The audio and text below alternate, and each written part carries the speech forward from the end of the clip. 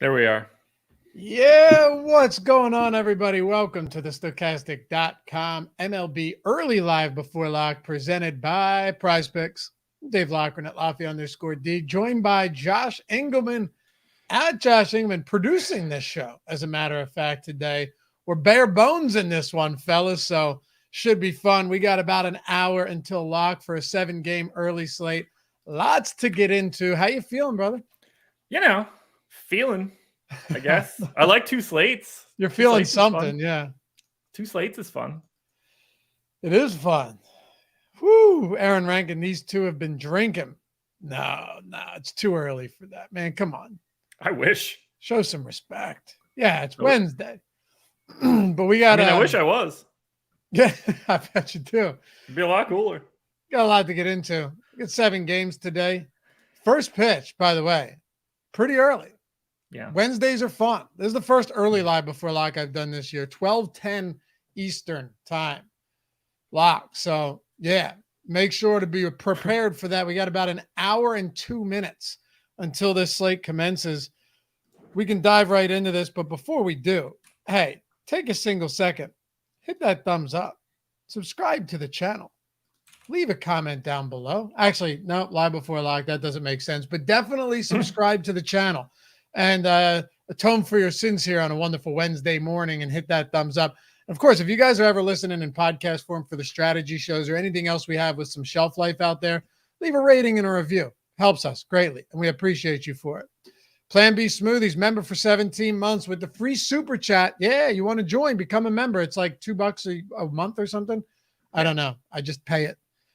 Yeah, you get the free super chats each month, the custom emojis, the sweet badges. We do some other stuff along the way. I think we're going to do a lot of fun stuff for football season for sure. Like another pick and pull, one of those. That'll be fun. Plan B Smoothies, thanks for the content. Happy birthday, Laffy. Not my birthday, March. We missed it by a few months, March 26th. But yeah. Anyway. Close. Yeah, close. We got 7 games, dude. You ready to get into this? Nope, not in the slightest, but I guess we don't have much of a choice at this point, do we? I mean, that's exactly what I want to hear. Nothing makes me feel more comfortable than that. I have baseball content ready to go. All right. That's all that matters. It is all that matters. Hopefully you guys had a good night. Let's see what we can do. So pulling up the top pitchers tool right now, pulling up the top stacks tool as well. Of course, we got early slate. Just, hit that tab right there. It'll get you to the early slate for all of this. And we're in business. So let's make it happen. First up today, Josh, you got Baltimore and Tampa Bay. Orioles plus 125 on the road on the money line away from home. 8-run total here. Tyler Wells and Taj Bradley. All right, let's go. I actually want to start with Taj Bradley for a couple of reasons. Sure. What an interesting pitcher this guy is for a couple of reasons. One, got some wicked strikeout stuff. There's no denying that. He has a 34% K rate on the season. He also has not gotten through the 6th inning in a single start. Pitches in Tampa, relatively short leash.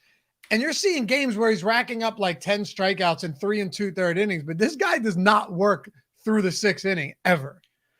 No, he certainly does not. I've got him in for less than that. He was 12% in my top pitcher tool. I'm going to pull up ours now. We've got him at 33.6 on DraftKings early slate. Huh? 36? 33.6. Expected to be a very popular pitcher today. Oh, ownership. I thought I was talking top 2 pitchers. Oh, my fault. Right. I thought, we got him at 28. Yeah, either way, those numbers are high. Interesting. I'm a little bit less of a believer, although if you just look at what he's done so far, 36% strikeout rate to lefties, not too shabby. 32% strikeout rate to righties. Lefties haven't been able to touch him. Righties have had a little bit of success from a power perspective. We're talking about a top 50 prospect in baseball. There's a lot to like here. I'm a little less of a believer, but I mean, this dude wasn't getting a ton of strikeouts in AAA so far this year. Didn't really get a ton of strikeouts in AAA last year. They are relatively limited samples, 16 innings and 59 innings. but he has the pedigree. It's not a great strikeout matchup against Baltimore. I'm a little surprised to see how heavy everybody is at 9,100. Is he a good option? Yeah, absolutely. I mean, the talent is there. The park is perfect for it. I feel like he's getting juiced a little bit too much. I kind of feel the same way. I mean, Baltimore, a top 10 team they're 8th in ISO against right-handed pitching this season. They're 7th in WRC plus. They also only strike out 21.6% of the time on the active roster. That's 10th lowest in the league. So it's not exactly the best spot here. It's just the guy has elite strikeout upside. The problem is if those strikeouts aren't getting racked up in bulk early on, you're probably looking at a situation where he only goes, 4 2/3, 5 innings or something like that. And that's where you run into listen to his game logs this season, or his starts. 5 innings, 5 1/3, 5-5, 4, 5 2/3, 5, 3 2/3, 4 1/3. And it's amazing what he can do in that short period of time. But the leash is short on him. He's not going to throw 105 pitches. No. And he racks up a lot of pitches per plate appearance. So, yeah, that ownership did seem kind of high for a 7-game slate with a few decent pitchers. Yeah, like I don't want it to sound like I don't think that he's a good option, because I do think that he's a good option here against Baltimore. But Baltimore's offense is good. Like, it's not a fun team to face. I don't think that there's a ton of strikeouts in the starting lineup for Baltimore. Like, if he were 20, I mean, honestly, if we have him at 29% top pitcher, that's sort of where I'm just skewing. If he were like 25% owned, I'd be like, okay, that looks pretty much correct. Maybe you want to skew a little bit higher than that. 9,100 works. That's sort of the issue, because you've got Gallen and Javier directly above him in that low 10K range. And he probably looks better than both of those guys, all told. I don't know. I'm in a weird spot with Bradley right now, because I think if the strikeout rate starts to look like it did in 2020 and 2021 in the minors, then we're really, it's a big time thing. If it's just going to be like a 22% K rate like we've seen over the past year and a half, he's got a different pedigree. Steamer doesn't like him. Really? Yeah. 22% K rate, 5.3 FIP. Interesting. Okay. Yeah, I mean, it is. The question really is, how sustainable is this type of pitching when you've got a guy that, I mean, he does labor out there quite a bit. So something's got to change on one direction or the other. What about Tyler Wells on the other side?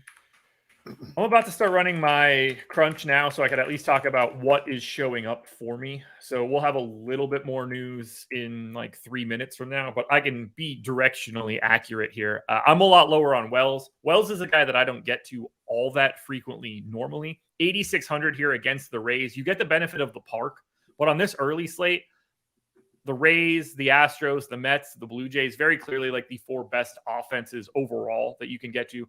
No strikeouts in this Rays lineup at all.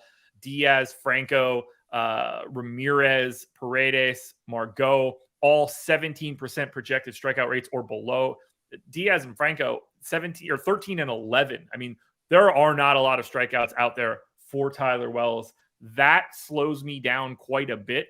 Tyler Wells, though, this season, 29% K rate against lefties, 24 against righties, but has given up a ton of power. If you circle back in to last year as well, you still see that strikeout rate against lefties, but this guy gets touched up. I don't have a ton of interest in Tyler Wells. To me, he's really difficult to get to. I don't see what the upside is to going to Wells other than the park. How about bats against Wells today? And I guess we could talk about against Taj Bradley. With Taj Bradley, though, again, he doesn't work particularly deep into games at all, but he doesn't give up a ton of power either. 0.84 home runs per 9. It's not exactly like he's been tuned up in that department either. A lot of it's been the fact that he has a walk rate that at times can get wildly out of hand. I don't really like too much here, although I think the Rays are clearly the side that you want to go to. They were 4th in my top stack tool. I'm going to grab ours now and drop that in so I can see what we have. So I still have the top pitchers tool pulled up. That's a really hard sentence to say when you're doing 10 other things at once. Yeah, you're doing it all, man. We're learning a lesson here today, and that is that you can't be the analyst and the producer at the same time. Maybe in 2019 we could, when like no one was watching. That's a good point. It's a little bit different. Okay, so we're lower on the Rays bats, 11th out of the 14 teams today. They are 11th in ownership. I'm a little bit higher on Tampa just because of their talent.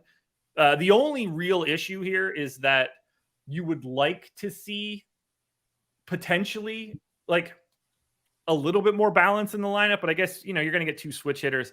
I like targeting Wells.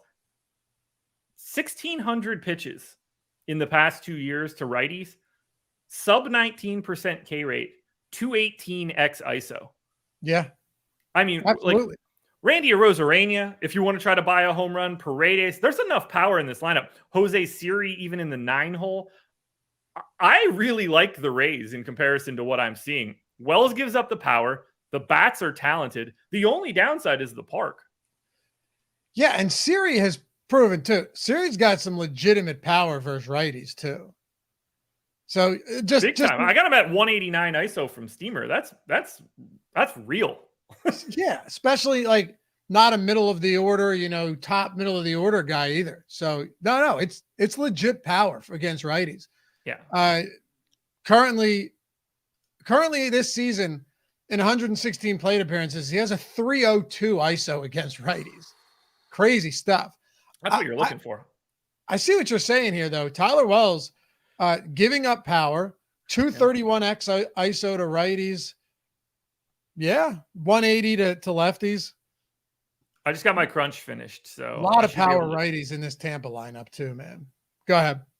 Oh, no. Wait. Did I screw this up? No. What am I doing? Well, I ran a crunch, but I'm not entirely sure that I ran a crunch on the correct slate. No, that's the Rays. That's fine. Why are these teams showing up? While you do it. I'm doing a great job today, brother. We're good, man. While you do it, Brandon Wagner, what's the group chat name for Chalkboard? No, just go in the description, Brandon. If you're trying to get into our free Chalkboard, you'll see it right there. Yeah, scroll down, join Chalkboard right there. We've been having a great time in there. It's free. All the picks are free. Like-minded people who love betting sports, talking DFS, all that stuff. You don't need a premium sub for any of that. Come join us. I threw that Yoshida plus 750 homer in there for Dinger Tuesday yesterday, and that couldn't have worked out any better. Pulled it from Odd Shopper. It was plus 540 or worse everywhere else, plus 750 on FanDuel. He hits one in his last play. He hits one in his last at bat. And then, yeah, that was awesome. Hit one in his last plate appearance, and we got all 5 homers to max out the $25 free bets that you get for Dinger Tuesday. What are you laughing at? But yeah, join Chalkboard. Come join us. We have fun. There's something really special about you calling it Dinger Tuesday on the day I asked you about Zion's hammer. That's why I knew it. It was topical. Yeah. Well, by the way, you know what? The Rays are my most exposed stack. Maybe it was just meant to be. It was. I'm getting to the Rays in a big way. Okay. I like that. They're my most exposed team right now. Given their current ownership, I am pretty fond of that. We'll keep this one moving just because we got 7 games. Toronto. I am getting a little bit to Baltimore. I am not getting to Taj Bradley. So let's just put that out there right now. Okay. You're not getting a lot of Bradley. Makes sense. No. Toronto, Miami, Kevin Gausman, Sandy Alcantara, 2 solid righties going today. 7.5 run total, pitcher-friendly ballpark. This one is certainly worth diving into. Gausman's been stellar. He's getting 40% ownership, 32% top 2 pitcher probability on DraftKings right now in our top stack tool, in our top pitchers tool. For FanDuel, they only have 4 games for this early slate, I think. Oh no, they don't. For early, they got him. He's among all of the pitchers, he has the highest top pitcher probability on FanDuel as well at 13.5%, 28% ownership though. So that's worth getting into. But between him and Alcantara, do you have a clear preference here based on salary and ownership? I guess I prefer Sandy in like the grand scheme of things. I have a little bit more. They're so very like the price tags are just so different today. I have like mid 20s of both. So I'm actually under a little bit on Kevin Gausman. I don't want that to sound any different. He's the clear top pay up option today. Not close. Fantastic park to be throwing in. The most talented pitcher on today's slate. Well worth an 11K price tag if you can get there. He's 40% owned. He's the chalkiest pitcher on the slate. He should be. No disagreements. In GPPs, I'm a little bit lighter. I am getting to a little bit more of Sandy at 7,900. I don't like that either. I mean, it's not a great strikeout matchup against the Jays. He's got to avoid a lot of power at the top of the order. But I don't think that you can avoid either one of these pitchers comfortably. I think the talent level of both guys, the run totals for both teams, this is a spot where you need to get some of the pitching. If you want to prioritize one guy over the other, I don't really have anything that I would want to say that would like drive someone a different direction. These guys are both good. Jake Bird's starting for Colorado now.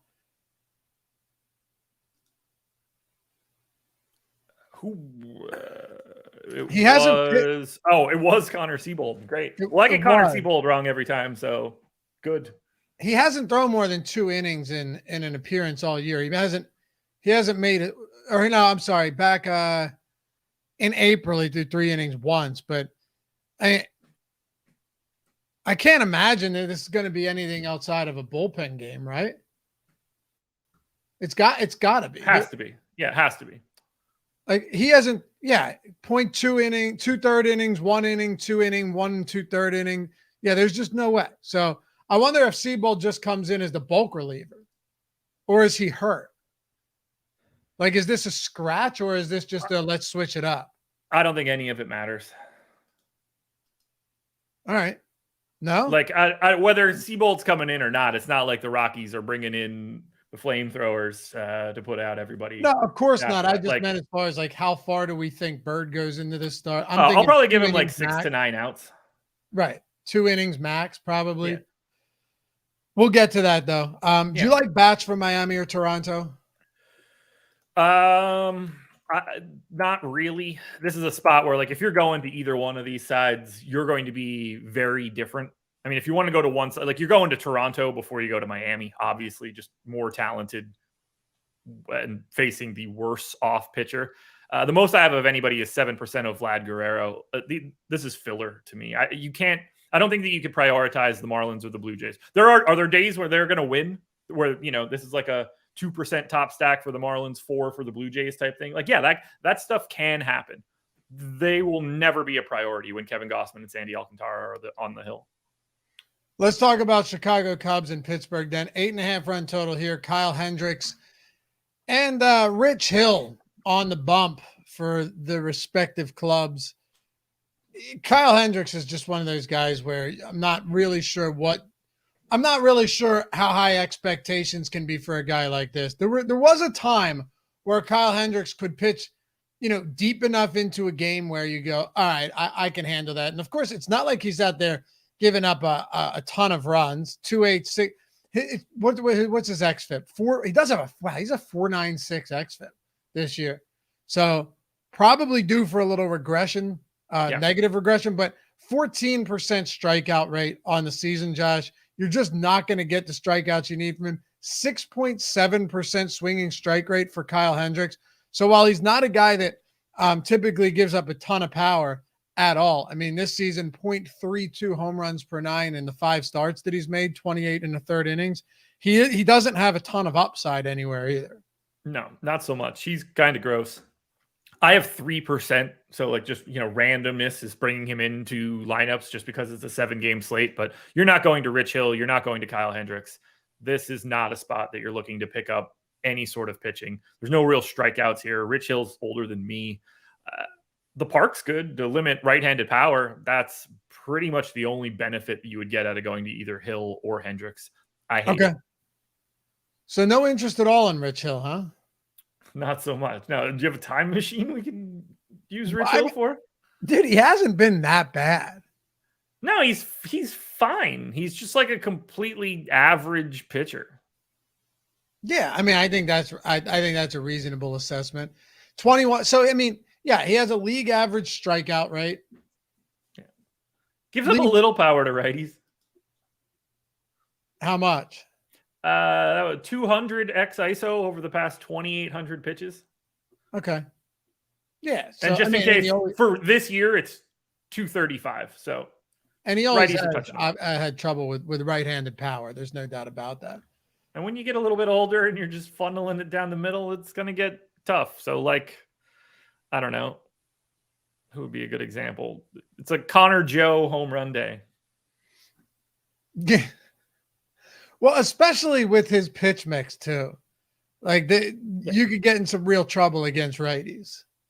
You certainly can. Look, he doesn't. It's going to be really hard for him to have strikeout stuff at this point in time in his life. He just doesn't have that. No, it's not great. He has pitched relative. I don't know.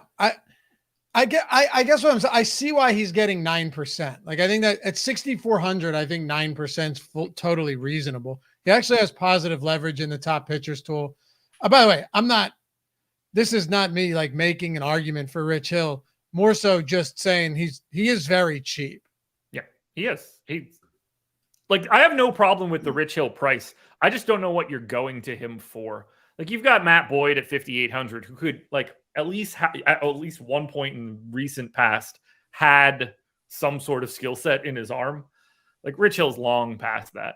Brady Singer at 5,500. I would rather take chances on those guys than Rich Hill. Do you like Cub bats? Fine.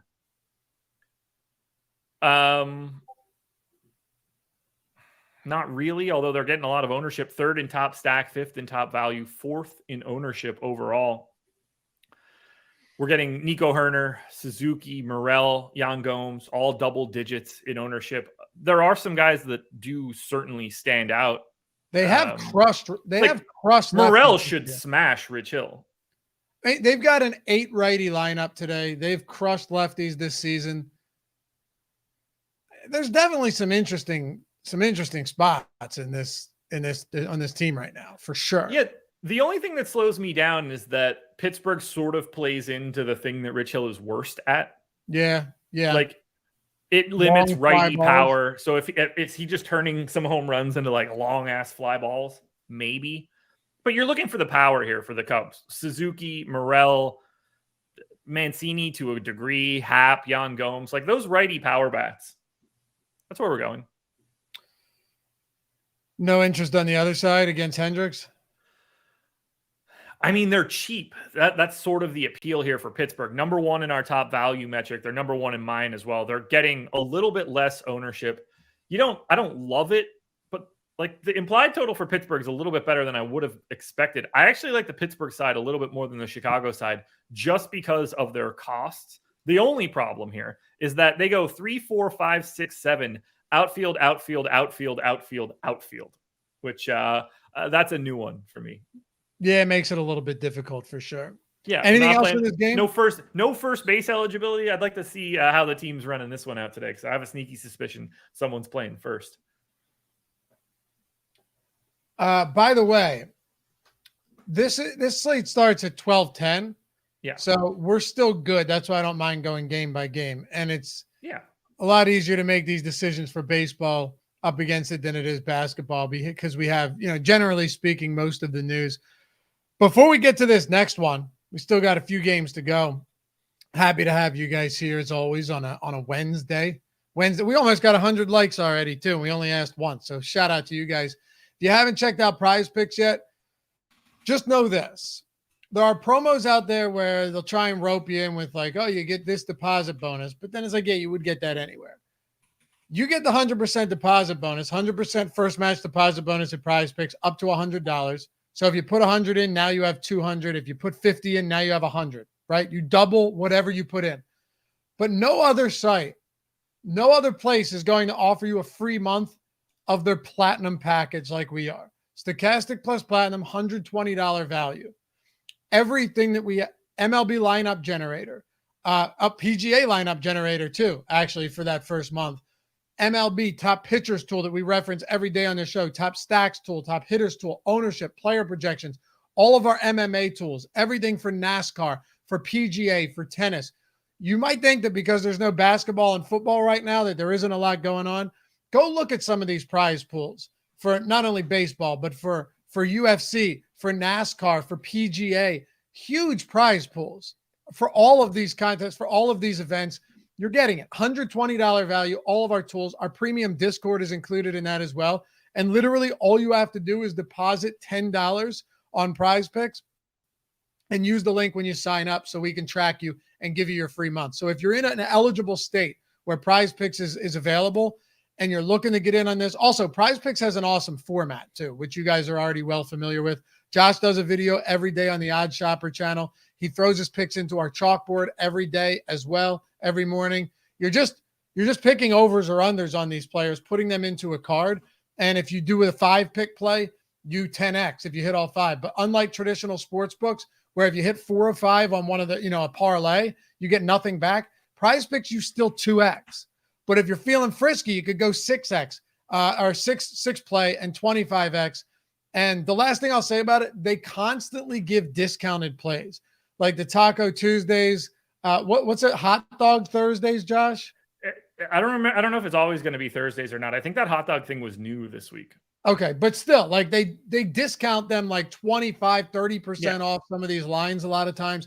They do free squares where it's like over, 1 point for this guy in an NBA game, all of that. And then they have the insurance plays on Friday where even if your card loses up to $20, you get it all back. So it's not just like, oh, I want the free month of Stochastic plus Platinum, so I'll sign up on a shitty site. You're going to sign up somewhere that you're going to play, and we have all of the tools and content to help you win there as well. So check it out. Link in the description and in chat. Prize Picks, sponsor of the MLB Live Before Lock show. All right.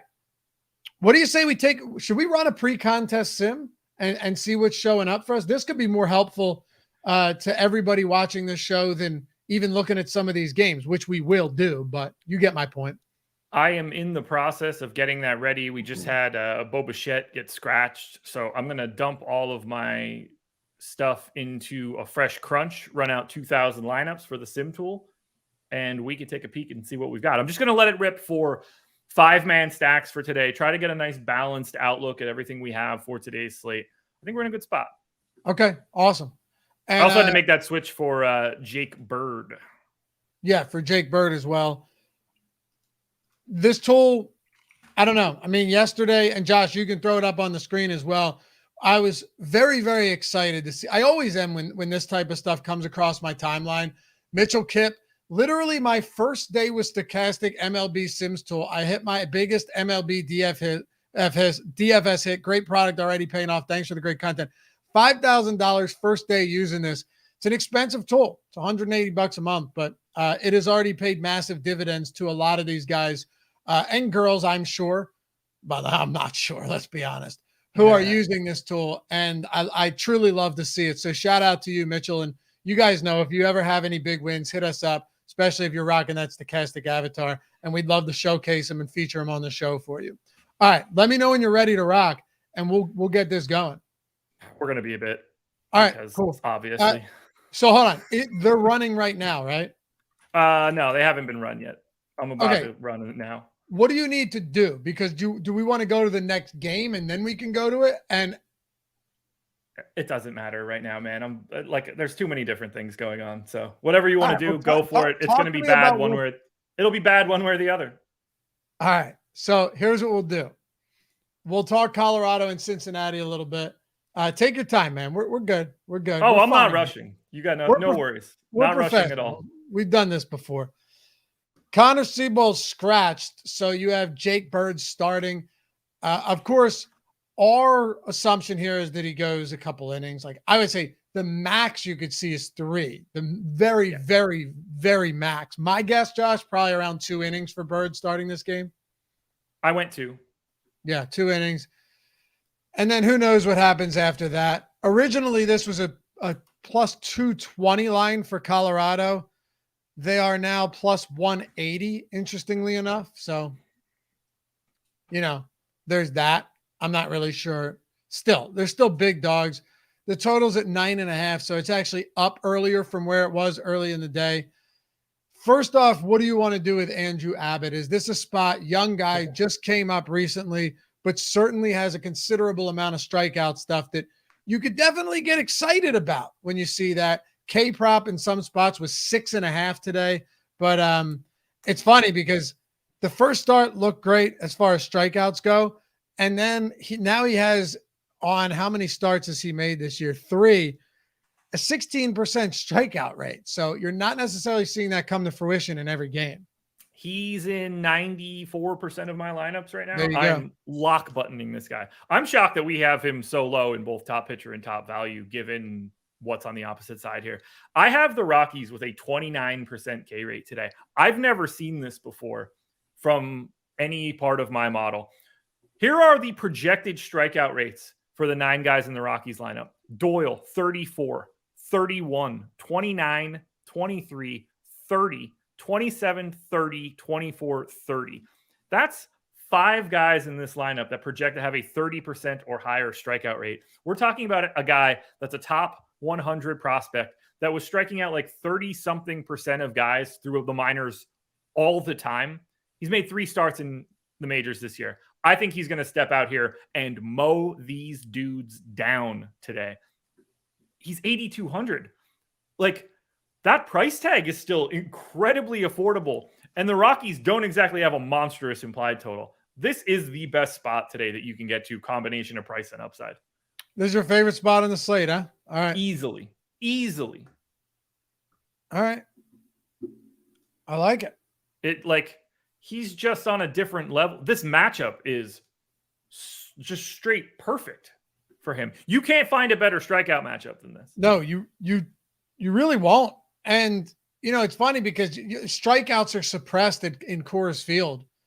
That's actually funny because you and I discussing Coors Field yesterday in Great American? It was, yes. Right? It was. And then I had to correct Adam in some DMs. What's that? Adam started telling me that Coors Field and Great American weren't the same. And I was like, listen, chump, here's the park factors. What did he say when you sent all that? He was just like, I only had it filtered for right-handed hitters. Of course he did. But here is the one big difference, though. Coors Field does suppress strikeouts a lot more than Great American. They do. That's one big difference given the altitude. So yeah, there's a little bit more runs in Colorado and a lot more home runs in Cincinnati. Yes. Yeah, Colorado is not – it's not just home runs in Colorado. That's the biggest misconception that I always see when it comes to the Rocky Stadium. But do you like bats? With Cincinnati, I certainly think there's something we can get to here. Somebody said in chat that Carl Kaufman is expected to get long relief. Isn't that the guy they named the stadium off? What's that? Didn't they name a stadium after him? Kauffman Stadium? I don't know about Carl Kaufman Stadium. But this guy's not particularly good, dude. No, not at all. Look, nobody they were going to bring in is any good. Right. Bring in Seabold, bring in Kaufman. All these guys stink. Has he been called back up? Because he did get sent down. Did. So, it looks like he could be getting the bulk innings out of the bullpen. Yep. Yeah, no surprises there. Good. Even better. I mean, wait. Bob and Chad just said he was recalled but didn't make it to the field in time. Is that a real thing? I don't know. None of that information. I don't think it matters. I think, significant total for the Cincinnati Reds today, 5.6. Maybe it came down a little bit. I'm not sure. But they profile as our number 1 stack as far as top stack percentage goes. And they only have slight negative leverage, which says a lot when you're getting that much ownership. I don't know. It's the Reds in one of the friendliest hitter parks in the league against a mishmash of bullshit for Colorado arms. Yeah, hard to not want to go straight back to the Reds like we've been doing. Number 1 in our top stack tool, number 1 in ownership. This is the chalkiest team, and it should be because this is the best spot on the slate. The park is exceptional. The matchup is exceptional. Cincinnati's good enough on their own. There's enough power here. Get great balance, righty, lefty. Are they expensive? Yeah. Should they be? Yeah. You should be playing the Cincinnati Reds. This is very clearly the top spot today because Colorado stinks. Just play them all, huh? I mean, I have a lot. They are my number 1 stack. I'm a little bit light. I'm basically neutral to the field, but I just don't know how you shake free from these guys. It's just way too good of a spot. Yeah, I grabbed a Spencer Steer home run at plus 750 earlier. That's when I thought it was still Seabold, but that was, dude, it was plus 500 or worse everywhere else. 750 on FanDuel. Caesars had it at plus 420. If you're not shopping those odds, man, for home runs, you're giving up so much value that the potential payout you're giving up is. Do you think about it? Bet $100 on a plus 750 and $100 on a plus 420. You're literally leaving more than $300 on the table by being lazy and not finding the best odds. It's nuts. By the way, if you wanted to find the best odds, what would you do? I don't know how to do that. I personally would go to OddsShopper because I use it every single day of the week. I do. Every single day of the week. Seems like a decent thing to go use. Yeah, it's 70% off your first week or month. I would go 70% off the first month because then it's like it's way cheap. Bung said plus 830 for Steer on FanDuel. Yeah, now it is because it wasn't. They know you took it, right? You move in the market. Yeah. Well, no, they would have. Yeah, no, I hit it. It went to, but then it went to 680 from 750. I'm saying it went to 830 because of the pitching change. Very obviously, sure. Because you look at Jake Bird and he doesn't give up power, and Steer's going to see one plate appearance against him. So that's the only reason this has come down. But anyway, anything else for this one? I don't have a ton of interest on the Rocky side. Obviously, if I'm going to be aggressively going to Andrew Abbott, I'm going to go ahead and aggressively ignore the Colorado Rockies. What do you want to do now? I've got a Sims crunch pulled up, so I guess I'm ready for that. Let's do it. MLB Sims tool. It's really fun to play around with this too, man. Let's throw it up on the screen. So pre-contest sim, let's look at what the simulated ROI is on players, on lineups, on stacks. It tells you a whole lot about what ownership is, how ownership influences these.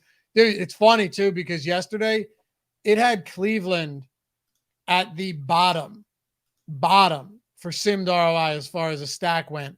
And if you followed the tool, you're not getting to a lot of those mega chalky stacks, and it would have worked out well for you. Talk to me about, do you want to go to lineups first? Should we look at stack ROI? I'd like to look at some simulated stack ROI. Yeah, let's do stack ROI. And to keep in mind here, I have just loaded up 5-man stacks right now, but I do have a good cross-section of all teams. So everything is involved here. Probably a little bit too aggressive in that regard. This isn't fully matching a field because there's just going to be less of the Reds to say, and like a lot more of some of these shit teams. But wait, are you set up as five threes though, or just fives? Just fives. Threes will show up from time to time. Getting a lot of threes, yeah. All right. Cincinnati. Wow. Okay, so look at that, man. Cincinnati ROI is still that high for a 5-man stack. So that's saying even though they're the highest owned right now, they're still on their own. Well, so I do think that could be off a little bit just based on the way that I ran my crunch, but I think they still look good no matter what. I think the first team that stands out to me is Arizona. And we will get into that one for sure. That's against Julio Teheran, right? I believe it is. Any longer. It is. Yeah. I'm not buying Julio Teheran. Not that has anything to do with this Sims tool, but it is interesting because right now, so what's ownership on the Arizona Diamondbacks? Let's see. That one's on you. I got too many windows open. Stack ownership right now, it's still high. It's 13.7%, and we're still with a very high simmed ROI on the Arizona Diamondbacks. All right, I'm gonna try to run another crunch here on the back end a little bit and see if we can get a different peek at it. Once I just start running my actual crunch, because I think we could see like a slightly different visual to what we have on the screen right now. But I'll get that running either way. I think we can look at some of the players, which I think start to look pretty interesting. Number one in simulated ROI as a player, Taj Bradley. Oof. And then Joey Votto as well, huh? That's an interesting one. Yeah, I mean, clearly a good spot for Votto. There's no denying that. But man, okay. Joey Votto up there. Can you go to lineups for a second? Sure. Let me just expand this. If you need me to like highlight anything or zoom in, let me know. I got it now. I just went full screen. So Bradley, Abbott, Diaz, Abreu, Altuve, Bregman. Houston, Detroit 5-3. Yep. Houston, Detroit 5-3. Cincinnati, Arizona 5-3. That's interesting. Bradley with Matt Boyd. Yeah. And these are our highest simmed ROI lineups right now. Yep. Bradley, Abbott with a 5-man Chicago. Pittsburgh up there too. Yeah. But I mean, that speaks solely to what you were talking about, right? They're just dirt cheap and completely unowned. They're so easy to get to. You're getting easy to get to. You're getting Kevin Gossman in that too, so you can pay up for pitching along with Taj Bradley, two pretty expensive pitchers. Anything stand out to you that's interesting here among some of these top simmed ROI lineups? I mean, the amount of Taj Bradley is certainly standing out to me. I'm not surprised to see that, given how we have him projected. But he does look good, at least in terms of accepting some positive ROI. I think Pittsburgh is the interesting thing that we see there at the top. There's a path there because of how cheap they are. We got 22 minutes to go here, so we can come back to this after you run another one. But sure. For now, let me move on a little bit. By the way, link to the MLB Sims tool in the description. It's like I said, we don't have the free trials for it or anything. It's too valuable right now to do the free trials. But you want to get in, link in the description. So check that out. And you ever have any questions about this stuff, you can always DM me on Twitter at Loughran_D. Happy to help you out with that. LOUGHY_D for that. All right. What are we at next? Ace of Spades. Were you the one that super chatted earlier with a Sims or with a tiers question? We're not in a position right now to talk tiers. Just Josh is unless you are, but I'm not. I tweeted out my tiers for the early slate this morning. There you go.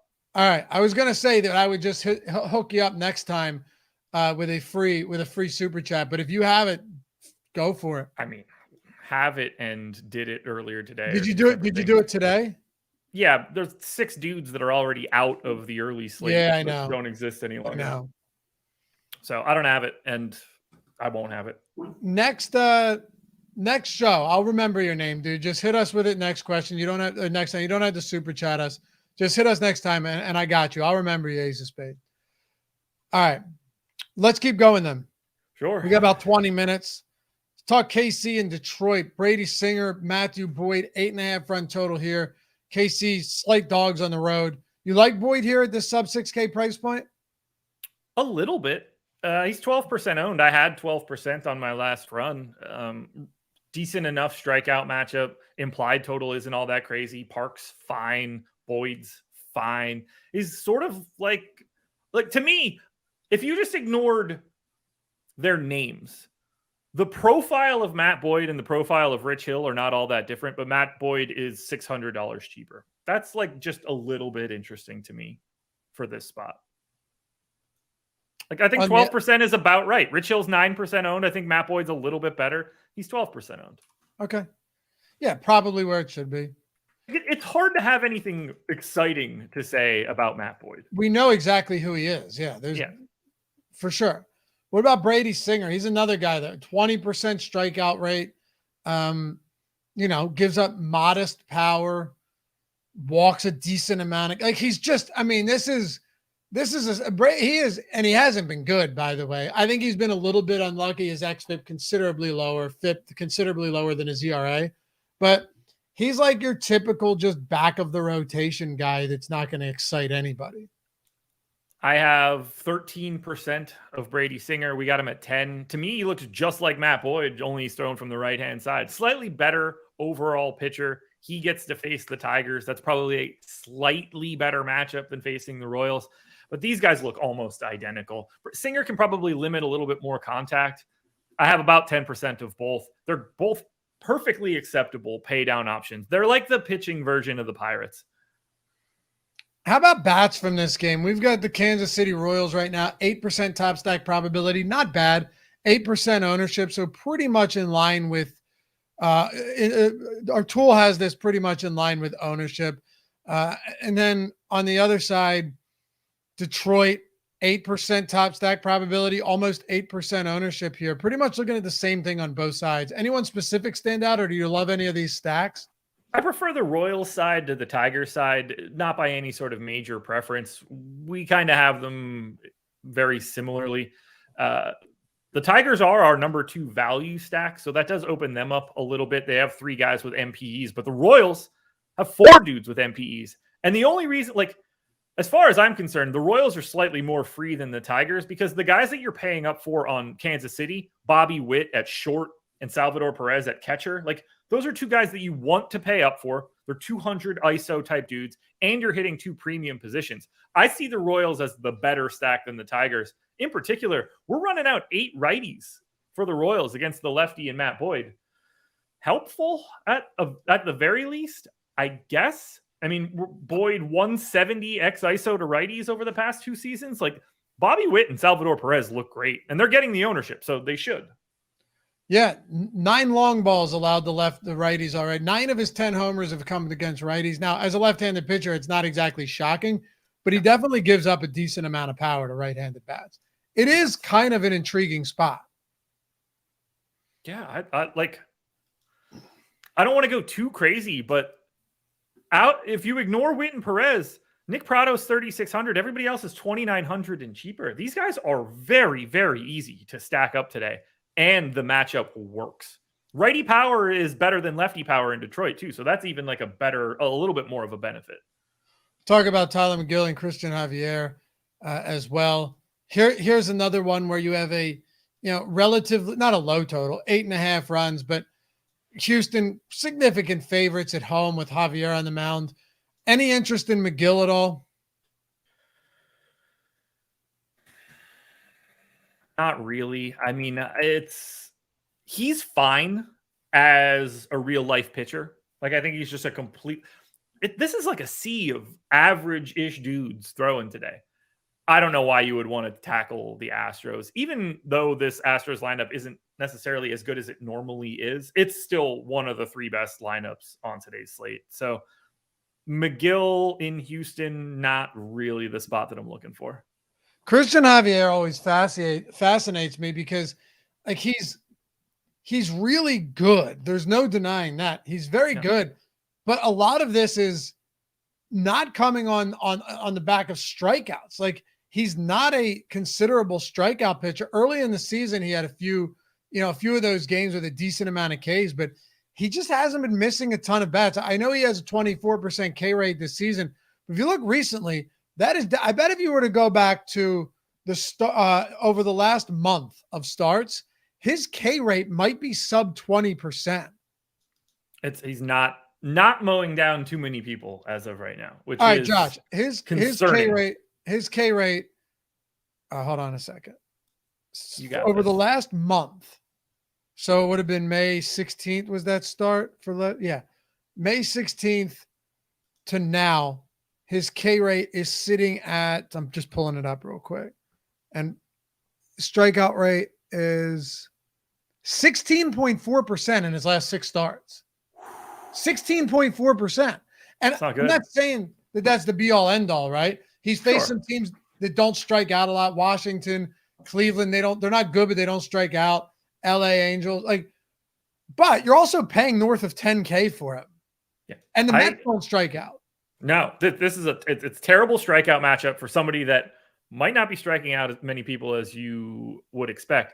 The appeal for Christian Javier is that Kevin Gausman is heavily owned, that Zach Gallen is relatively owned, that Taj Bradley is heavily owned, and that Christian Javier is just sitting there at 8% and is normally talented enough to be okay here.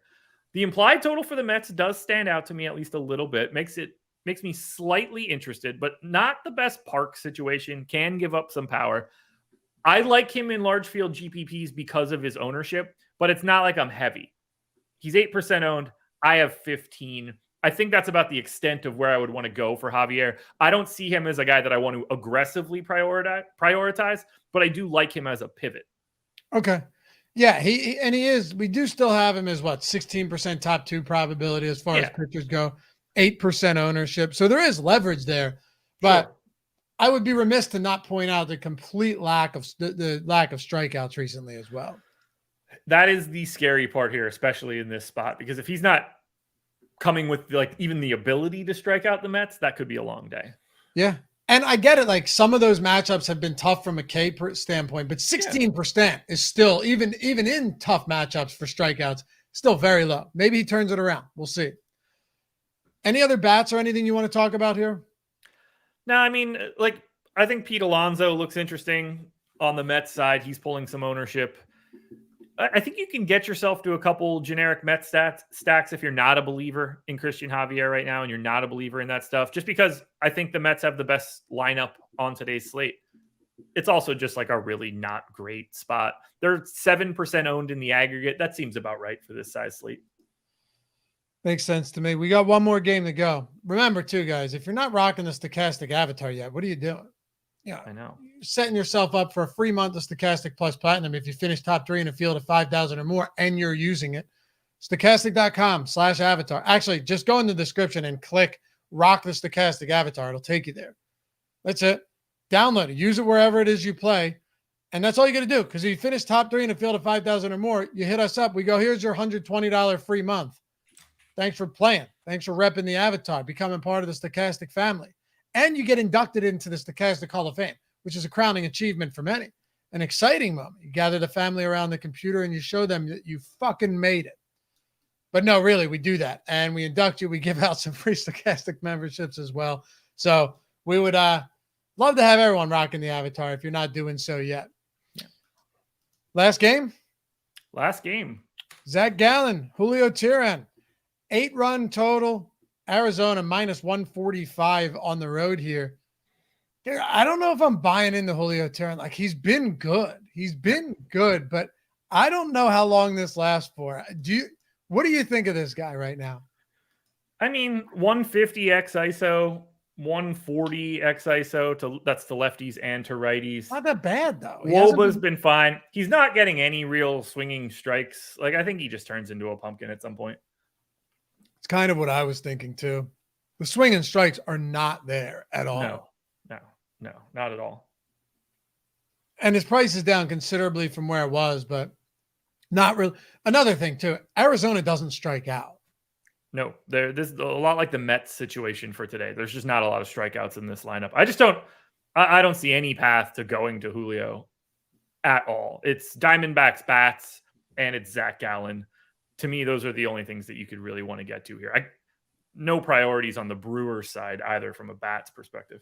You like these Diamondbacks bats though today?